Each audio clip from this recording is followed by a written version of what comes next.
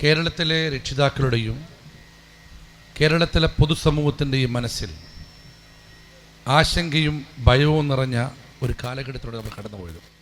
Municipal ചെയർപേഴ്സണെ ഞാൻ സ്വാഗതം ചെയ്യുന്നു എല്ലാവർക്കും വേണ്ടി. ആ ആശങ്ക മറ്റൊന്നുമല്ല, നമ്മുടെ പുതിയ തലമുറ എങ്ങോട്ട് പോകുന്നു, നമ്മുടെ പുതിയ തലമുറ ഭാവി എന്തായിരിക്കും.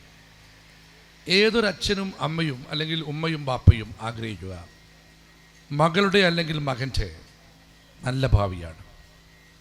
ആ നല്ല ഭാവിയെക്കുറിച്ചുള്ള ചിന്തകളിൽ അവരെ സന്തോഷിപ്പിക്കുന്നതും ഭീതി കലർത്തുന്നതുമായ സംഭവങ്ങളുണ്ടാവും.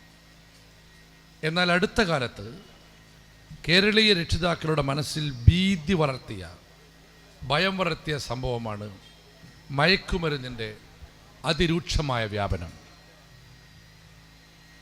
നമ്മളിൽ പലരും മയക്കുമരുന്ന് കണ്ടിട്ടില്ല, പക്ഷേ പുതിയ തലമുറ ചിലരൊക്കെ മയക്കുമരുന്നില്ലാതെ ജീവിക്കുന്നുമില്ല. ആദ്യത്തെ ഒരു ദിവസം ഒരു തമാശയ്ക്ക്, പിന്നീട് ഒരു രസത്തിന്, പിന്നീട് അങ്ങോട്ട് അതിന് അഡിക്റ്റാവുകയാണ്.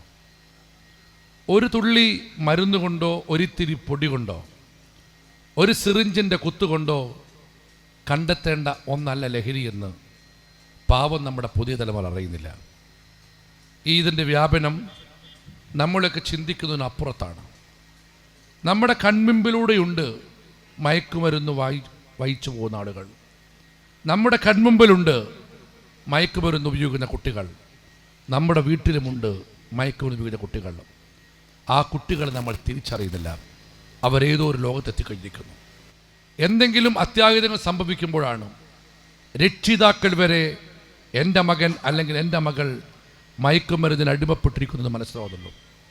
അത്രയ്ക്ക് ശക്തമായൊരു ലോബിയാണ് ഇതിൻ്റെ ഇതിൻ്റെ വിതരണം നടത്തുന്നത്. പല ക്യാമ്പസിൻ്റെ പരിസരത്തും, പല ഓഫീസുകളുടെ പരിസരത്തും, പല കമ്പനിയുടെ പരിസരത്തും ഈ ലോബികളുണ്ട്. ഈ ലോബികൾ ഇന്ന് മറ്റേത് ലോബിയേക്കാൾ കേരളത്തിൽ ശക്തവുമായിരുന്നു.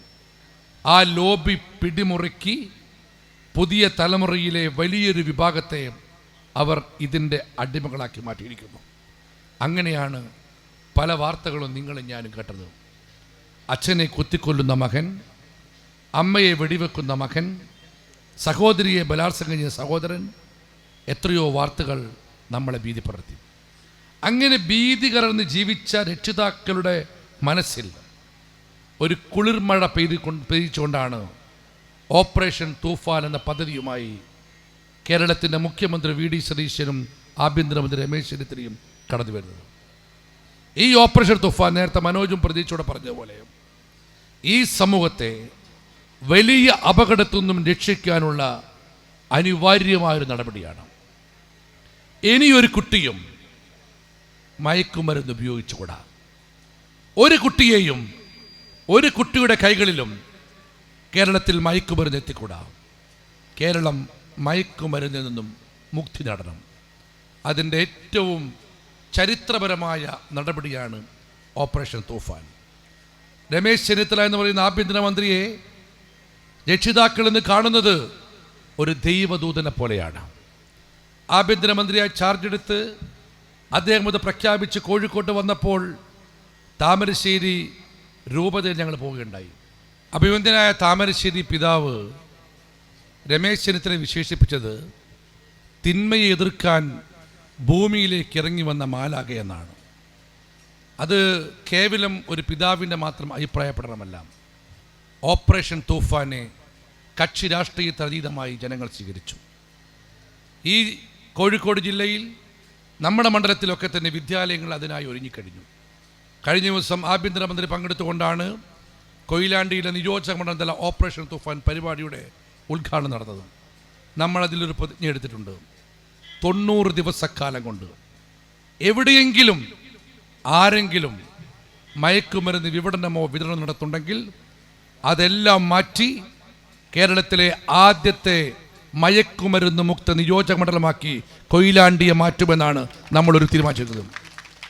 ആ ഒരു പ്രയത്നത്തിൻ്റെ ഭാഗമായിട്ടാണ് തൊഴിലാളികളുടെ മേഖലയിൽ കൂടി ഇതിൻ്റെ സന്ദേശം എത്തിക്കാൻ മനോജിൻ്റെ നേതൃത്വമുള്ള INDC മുന്നോട്ട് വന്നത്. ഞാൻ മനോജിനെയും സഹപ്രവർത്തകരെയും ആത്മാർത്ഥമായി അഭിനന്ദിക്കുന്നു. ഇത് ആഭ്യന്തരമന്ത്രിയോ സർക്കാരോ MP-യോ MLA-യോ മാത്രം വിചാരിച്ചാൽ നേടാവുന്ന കാര്യമല്ല. വിദ്യാർത്ഥികൾ, തൊഴിലാളികൾ, യുവാക്കൾ, അമ്മമാർ, സഹോദരിമാർ, എല്ലാ വിഭാഗം ആളുകളും ഒരുമിച്ച് സ്വീകരിക്കണം.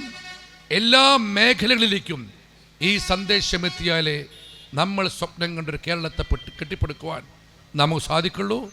അതിൻ്റെ ഭാഗമായി സംഘടിപ്പിച്ച INTUC പരിപാടി എന്തുകൊണ്ടും അഭിനന്ദനാർഹമാണ്.